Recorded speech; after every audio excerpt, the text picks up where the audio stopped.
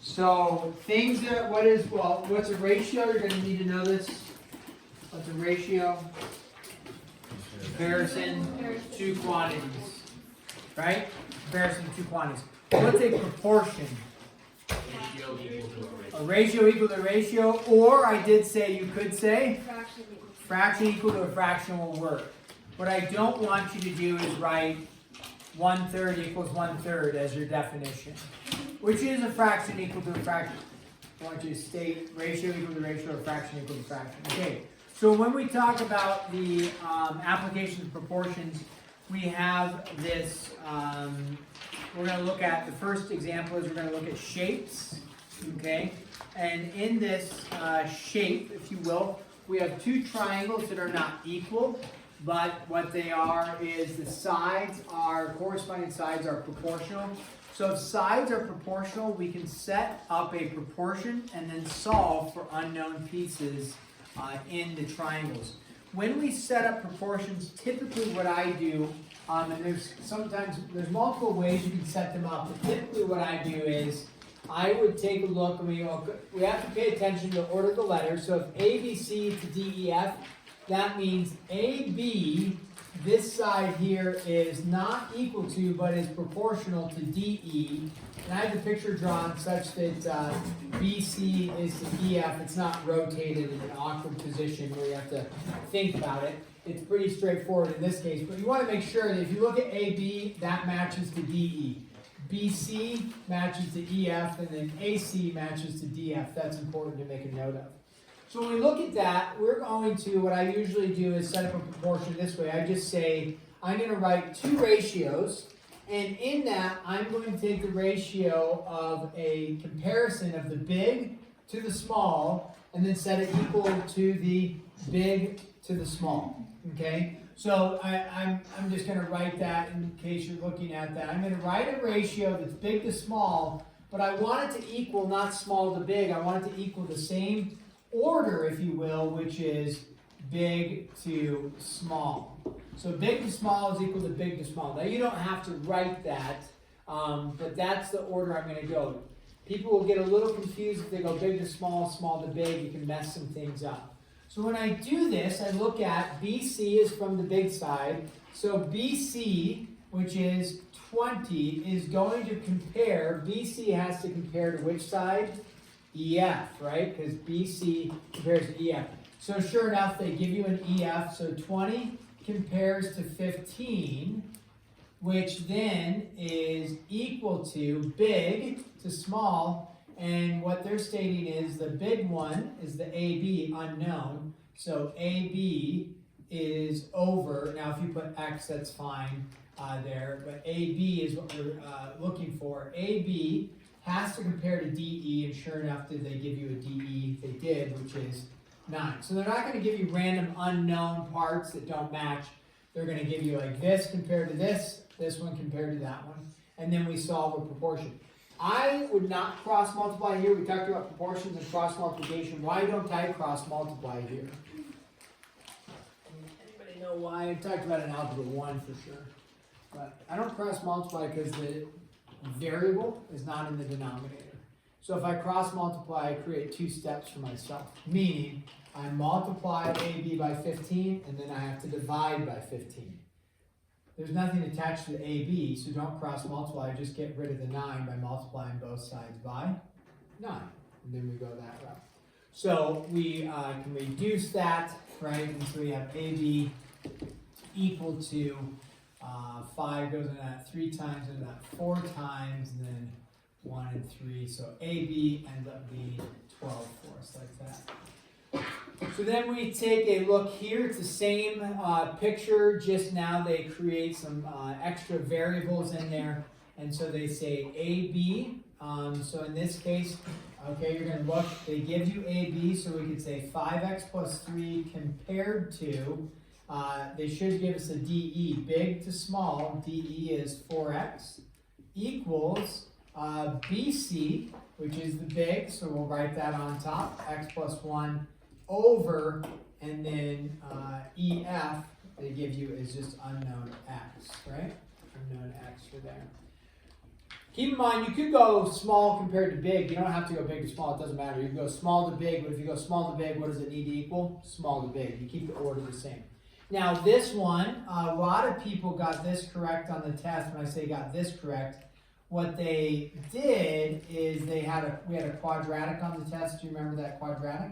And a lot of people did a great job of factoring it correctly and then solving and coming up with two answers, and both answers worked, if you remember that problem. So that was really good.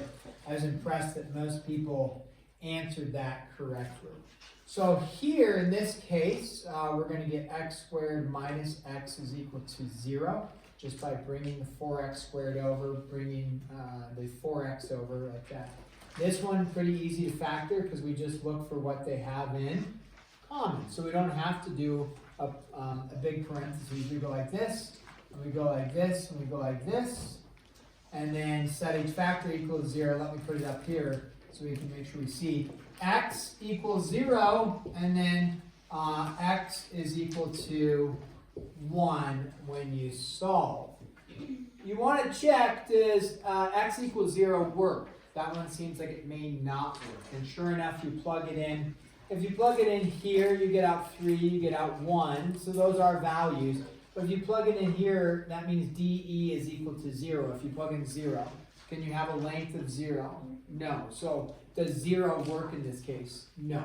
So we're going to get rid of the 0, and then x is equal to 1. They want you to find out what EF is. Well, this is nice. EF is just equal to x. And so if x is 1, EF is equal to 1. Okay? Something that they may, I don't know, I have to look through the book. Sometimes they talk about scale factor, and a scale factor is simply the ratio formed when things are proportional. So if we transition back up to this one and come back and say, hey, what's the scale factor of ABC to DEF? You would just take the ratio that they give you, like we know that BC compares to, like we stated here, BC compared to EF, right? BC to EF. So we said that was, in that case, it was 20 to 15. So a scale factor, if they asked you what the scale factor is of ABC to DEF, you would simply say, oh, it's going to be 20 over 15. So what that means is it's a 4 to 3 scale factor. That's what they're referring to. What's the ratio? Scale factor is another word for the ratio. Now you have to be careful, because if they say what's the scale factor from DEF to ABC, then it's going to be flipped. It's 3 to 4. So you just have to pay attention to which way they might ask that. Okay, so scale factor represents ratio. Okay. This one, it says they'll say use proportions to solve. If I put a problem like this on the mid-chapter assessment and you just write an answer, I'm going to mark you wrong. I want to see just a proportion set up and then a solve. Okay, so when we set up a proportion, you don't have to, like I stated over here, you don't have to write big to small, and then write the numbers in there. So like for this one, if you wanted to write something to represent the proportion and then put the numbers in, you could. And, you know, so you could go something like height compared to shadow is equal to not shadow to height, but height to shadow. So you could write that. I don't make people write that, okay? But that's what I'm going to use. I'm going to say a 15-foot building casts a 9-foot shadow. So the height of the building casts a shadow. You could say shadow compared to height is fine, as long as these match. Height to shadow, or shadow to height, shadow to height. And then 30-foot shadow is what's the building height that casts that same shadow, or casts that 30-foot shadow.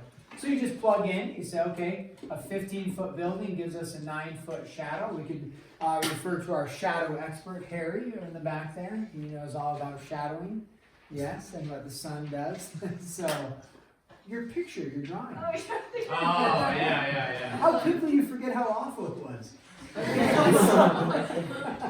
So, 15 to 9. Someone give a 1. 15 to 9, right, is equal to, just be careful, they're asking how tall is the building, so that's the height, h, over a shadow of 30. Again, in this case, I would not cross multiply. You could, not wrong to do, but I wouldn't cross multiply. And so I multiply both sides by 30, so h would be equal to 30 times 15 over 9. And then you just reduce that or use your calculator, and you say, okay, 3 goes into that 5 times, and there 3 times, and 3 goes into that 10 times, and then you get the height of the building is 50 feet. So on the test, you would need to at least go here, and then, if you do mental math or something, or your calculator to get to there is fine. But set up a proportion, you need to at least show something like this. Does that make sense? So even if you have other little methods that you're doing, or just kind of some guessing and checking, or just plugging your calculator, that's fine. Just set up the proportion, put your answer, and you're good to go. Okay. Any questions on that setup? Okay. So let's go ahead. We'll pause there. Use our remaining time to work on homework. And then tomorrow, 7-1, 7-2, then we will work on story problems and algebra review.